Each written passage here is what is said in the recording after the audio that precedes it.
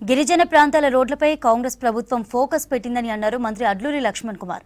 700 కోట్లతో 400 గిరిజన ప్రాంతాలకు రోడ్డు కనెక్టివిటీ చేయబోతున్నట్టు తెలిపారు. ఎస్టీ సబ్ ప్లాన్ ద్వారా గిరిజన తాండాలకు నిధులను విడుదల చేస్తున్నామన్నారు మంత్రి.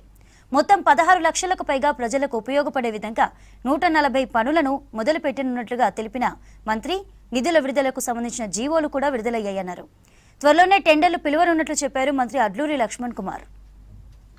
ఈ రాష్ట్రంలో 33 జిల్లాలకు సంబంధించినటువంటి గిరిజన గ్రామాలు కానీ తండాలకు రోడ్ల విషయంలో కానీ ప్రత్యేకంగా దృష్టి పెట్టి ముఖ్యమంత్రి గారు, డిప్యూటీ చీఫ్ మినిస్టర్ గారు సుమారు 700 పైచిలకు జీవో నెంబర్ 240 ప్రకారం నిధులు అడ్మినిస్ట్రేషన్ శాంక్షన్ ఇచ్చి జీవో ఇవ్వడం జరుగుతుంది. దానికి గాను ఐటీడీఏ పరిధిలో ఉన్నటువంటి ఏటూరు నాగరం, భద్రాచలం వివిధ జిల్లాలకు సంబంధించిన 429 గిరిజన ఆవాస ప్రాంతాలకు రోడ్ కనెక్టివ్ కల్పించే విధంగా రాష్ట్ర ప్రభుత్వం ఒక భారీ ప్రణాళికతో సుమారు 700 కోట్ల బీటీ రోడ్డు నిర్మాణం చేపట్టడం జరిగింది. దాంట్లో భాగంగా ఐటీడీఏ పరిధిలో ఉన్నటువంటి 236 ఆంబులెన్స్కు ఏదైతే గ్రామాలకు సుమారు 465.56 కోట్ల రోడ్ల నిర్మాణం కోసం నిధులు ఇచ్చే జీవోను విడుదల చేయడం జరిగింది. దానికి కానీ 23